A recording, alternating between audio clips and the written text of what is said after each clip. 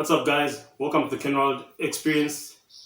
Today, we're going to talk about scarcity. Last week, we talked about money. I introduced money, and pretty much for most of the series, we talked about what money ought to be, what true money, real money, ought to be. Remember, we're trying to figure out the economics of Africa and how to improve the situation. So today, we're going to talk about one of the fundamental problems.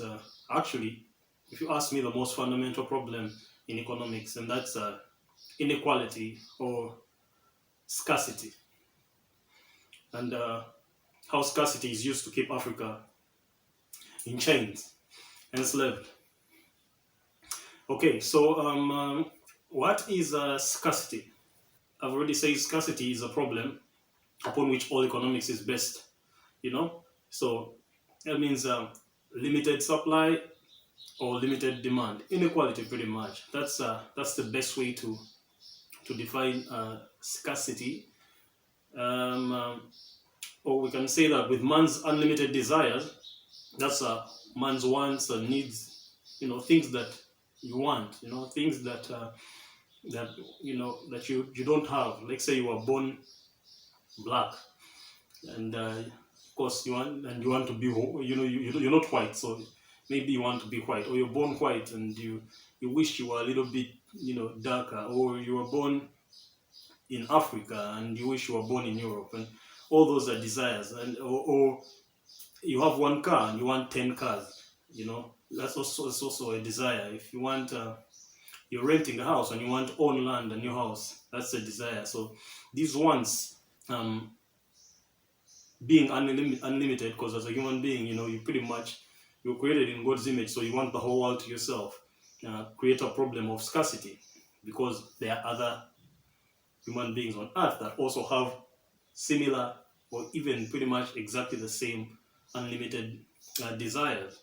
And so there comes a problem of scarcity, because in that egocentric world of wanting everything, you can't have everything, because other people have to exist in that space as well. So you have to share. That's good. So the scarcity of resources, that inequality problem, forces man to make a choice on what's important, which is okay. Maybe I'm okay being black. You know, let's focus on what would be good for a black man, or maybe I'm okay being white. Let's focus on what would be good for a white man, or maybe I want um, I want a house in the city, but that's going to require me to, have money and stuff like that. So I'd rather stay in my village house, or to make choices among these. To make choice. That's one other important concept in scarcity: choice. Choice on what's important. So the unselected. So if you make a choice to do something, what is not selected is the problem of opportunity cost, right? So opportunity cost in nature is that undue suffering, you know, and undue suffering is one way we derive meaning, by the way. So making the choice to allocate the scarce resources amongst the unlimited desires is what fundamentally is economics, right?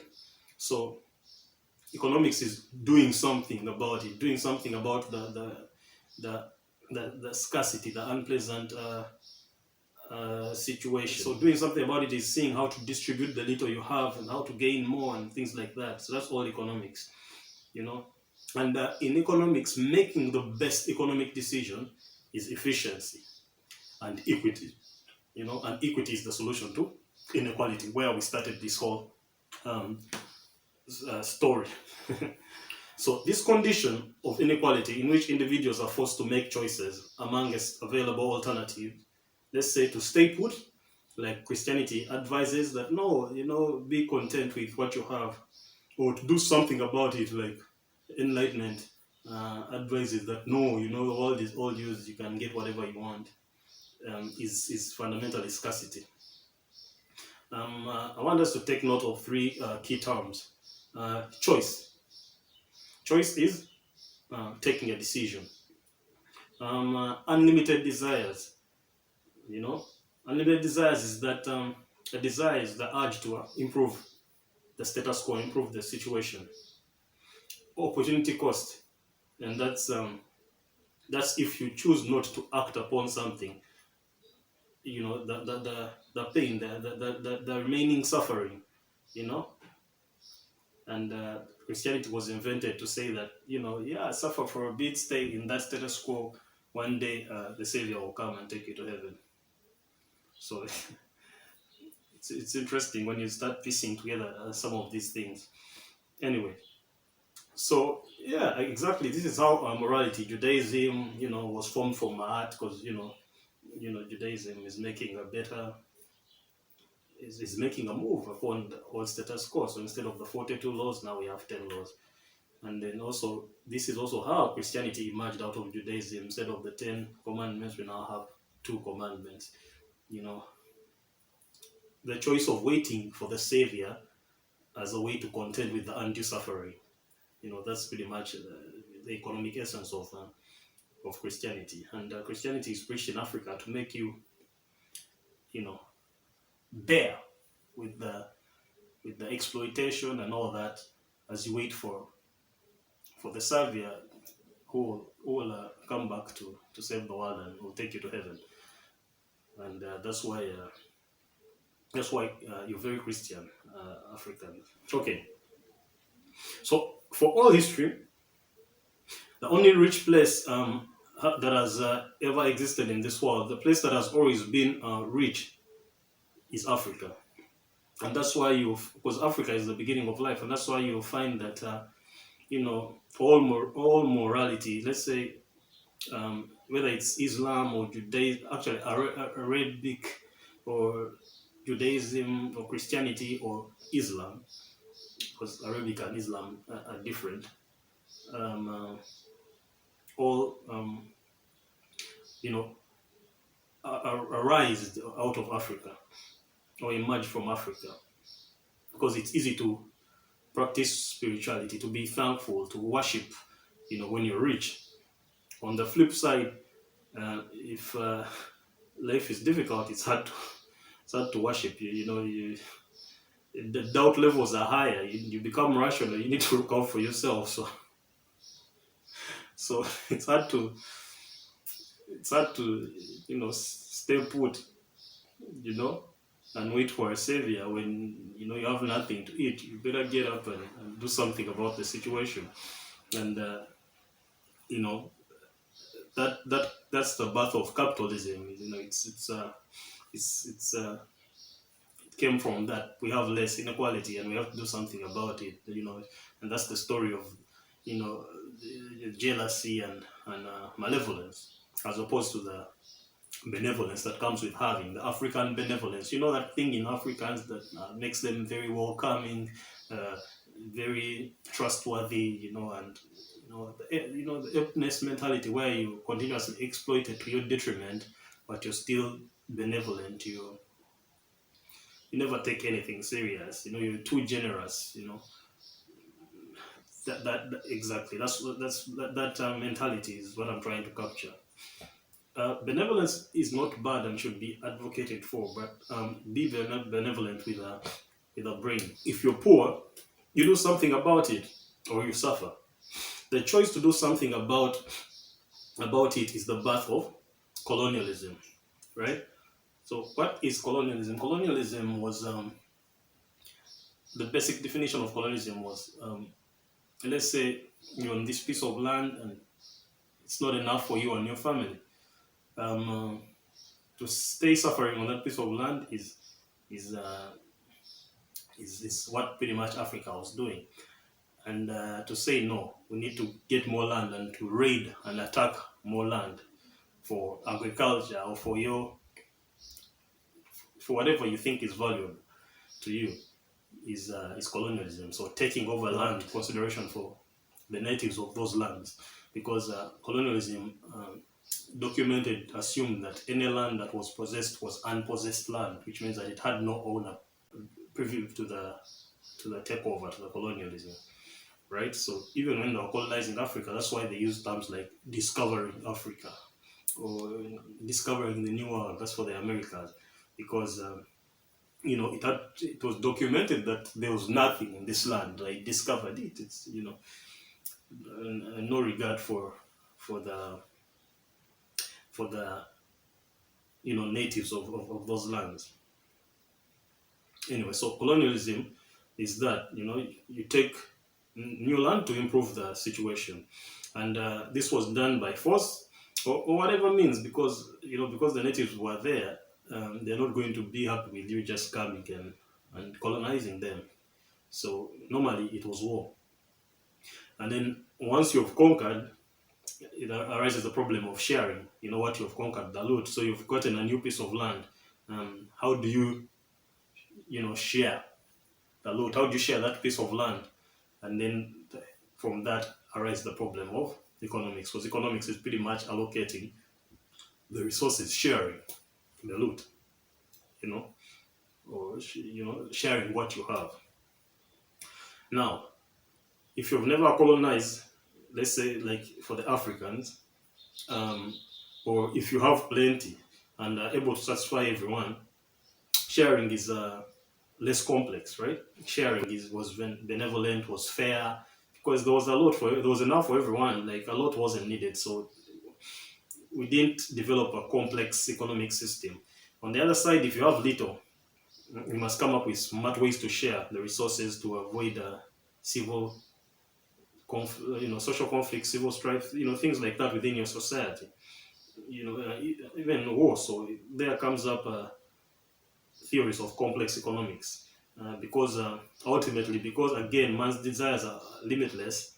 The next problem will be we want more, and so even the consideration of war, is economic. So war is actually economics. This is how war becomes economics. For those who don't understand that every single war taking place is just money, is economics. You know, people want more colonies, more resources. What you don't have, you fight for it, and it's easy to dominate Africa because Africa, you know, can't really defend itself. So we are defended by God, hence the spirituality and the strong, you know, morality in Africa. Belief in God and stuff like that. Spirituality in Africa. Yeah. So colonialism is choice to increase resources done through war, raids, or trade partnerships, and these are the options. So yeah, exactly. So one way to colonize a place is to just raid the place and take over. But then raiding the place means that the natives will keep attacking you. So, you remain in conflict. So a smarter way to colonize is through trade. So trade is a colonial weapon, and that's why you see every time Africa fails to trade or makes a decision to say make their own currency, you know, war emerges, war emerges. So, it's because sort of a sponsored conflict, but I'll explain this in a way, the way it's built later. But trade is an alternative to war, but while still colonizing, because through trade you're able to get that value that you previously didn't have. You know, as simple as that. And this is the complex economics. So trade partnerships were very important as an option. You know, so if Africa chooses to stop trade with the West, automatically expect war. It's the sad reality, but it's true. Either you trade with them or expect war, because they're used to the African riches. Africa takes care of the world. So if you stop that bread from coming in, the world is going to suffer. That's why they'll have to come and get it. But trade has come to reduce the direct war, and now there are new narratives. But trade is also in a way war. That's why you hear of a trade war in China or a trade war with China, the US. Because trade is war. Also, Initially, when this trade was introduced as an alternative to war, it involved barter money. Barter money is real money. So what you would do, forget about the receipt that I told you about, or actually the birth of that receipt is that you would get, let's say, your sack of maize, and then you would take it to a bank, and then the bank would write you a receipt saying, this guy has deposited with us a sack of maize worth this amount. And so you can use that receipt from that bank to trade with someone else. And that bank was run by the king and things like that.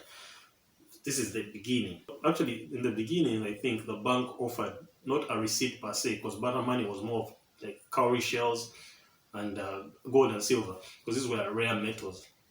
So they were still valuable, and you got more gold or more silver depending on your product. So you would exchange gold that is worth something that was equivalent in value as what you had deposited. So actually, the kings gave out, or the traders and the banks gave out gold and silver, and this was the first money.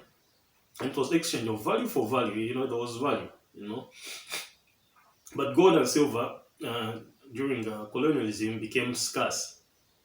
Or better yet, Africa had more gold than everyone else. So it became a bad way to trade, because it was still a losing game for the colonialists.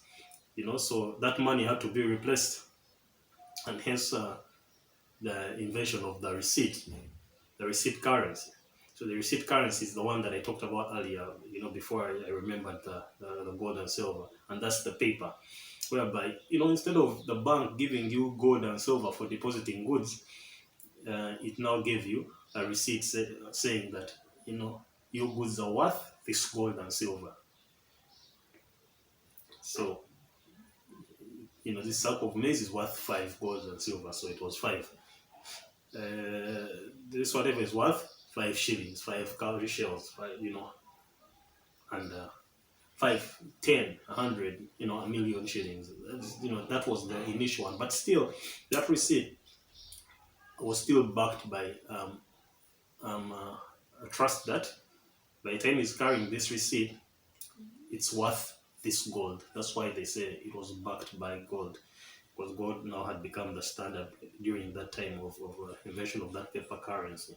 Yeah, But it still also had this value, not as much value as the real gold, like I said, but it still had value, because you had to deposit value. You had to deposit, for example, a gold with the bank, and then the bank would give you that paper saying he has deposited this gold with us, and so you could use that paper to trade.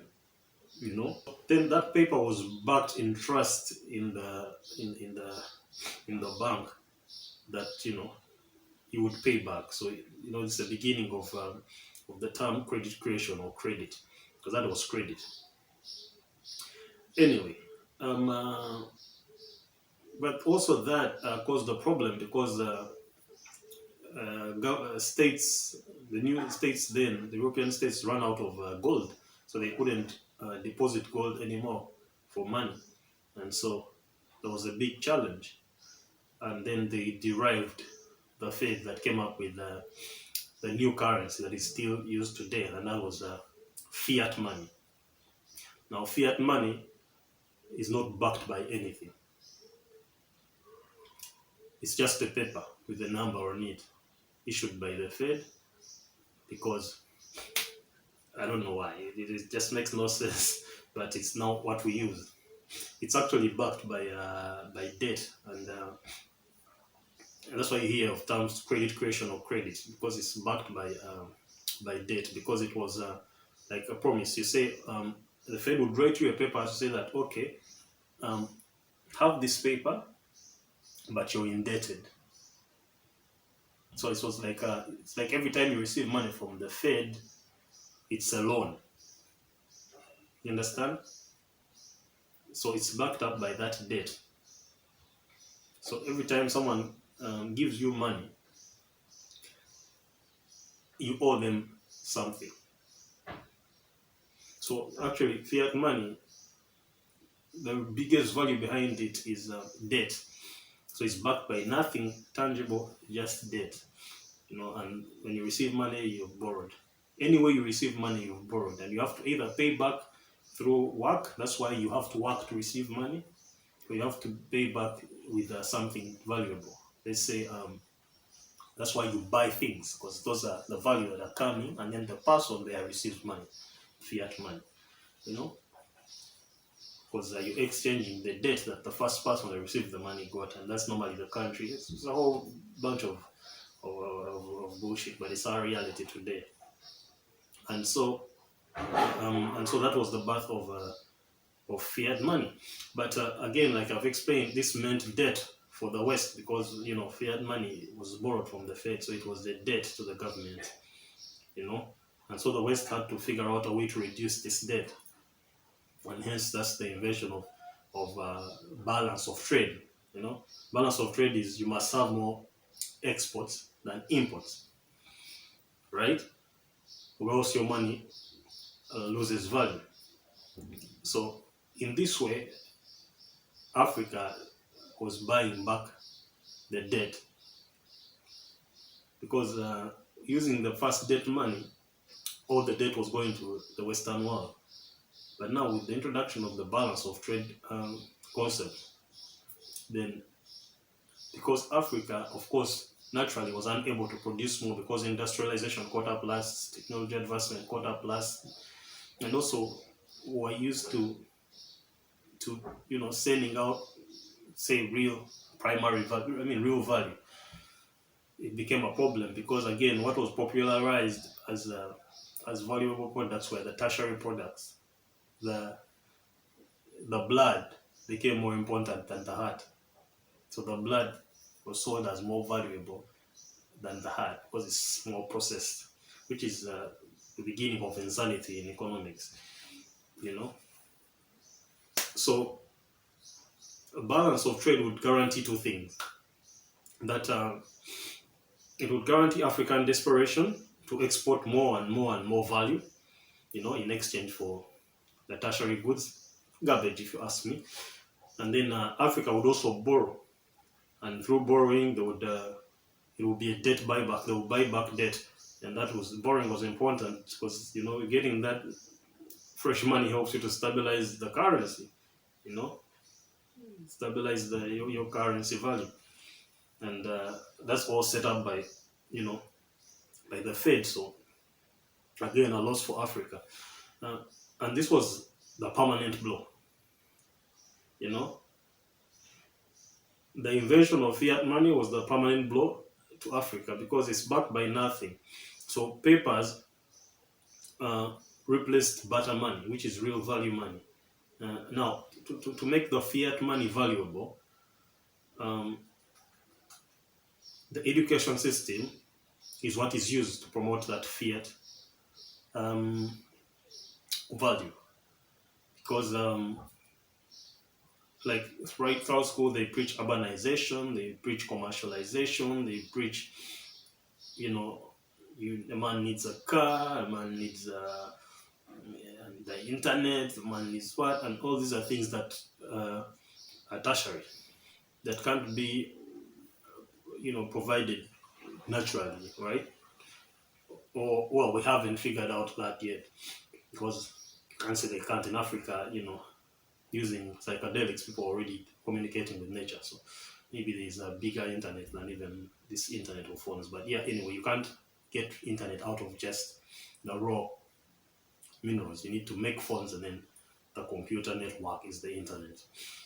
So this is what's preached as valuable. So the material to make phones is seen as trash, and the internet is seen as the most valuable. In that way, Africans are taught to crave for the internet, and crave for the product that they can't produce, and render their primary products as invaluable. You get it? So, so like I said, the blood becomes more important than the heart, as if the blood can exist without the heart. If anything, the heart should be more valuable, because if Africa stops sending those raw materials, you will not have the phones made, you know. So at best, let them all be the same price, you know. But such is the economics of scarcity. And anyway, that brief description, this is how Africa is permanently enslaved, you know, and war is the alternative to trade. Those are the two lessons we draw from this. How again was Africa forced into this situation? War is one. The second is, but war wouldn't be enough, because okay, you know, you're not going to just kill everybody, because you need to justify uh, why you're doing what you're doing. They killed as many as they could, but you know, killing people is killing customers, because again, it becomes useless if you own the world, but you're alone. That's, you know, money. A lonely person will not be happy even if they have money. So you need customers. Trade doesn't make sense if you're just manufacturing things and you can't sell them. It's not trade. It's boring, because well, you have them, you know. So the internet can't work without customers. So killing Africans wasn't a long-term good solution, and that's why the threat of, oh, we're going to wipe out Africans is garbage. You know, Africans can't be wiped out. It makes no economic sense. You know, even if I took away the element of, you know, even if you wiped out all Africans within a few years, you know, black people would still emerge, because such is nature.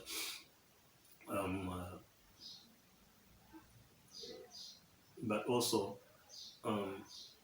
it doesn't make economic sense to wipe out Africans. What happened is the invention of artificial scarcity in Africa, right? So these Africans have everything. How do we sell our economics to them so that they're able to trade with us, to accept our money? We need to create new value that they've not seen. We need to create value out of nothing, out of what we have, or out of nothing, and render it valuable for them.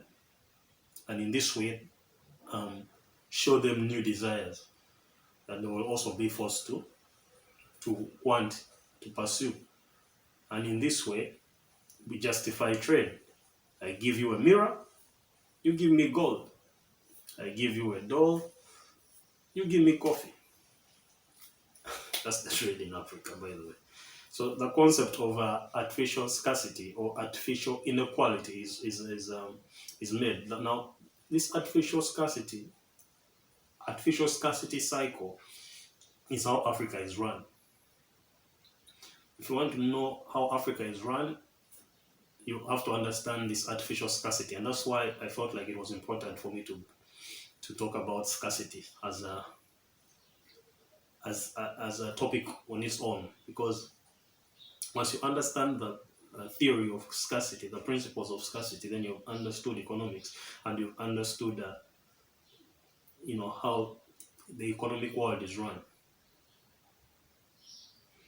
So I might not even give you enough, but at least this will open up your minds a bit to start seeing things in a new perspective.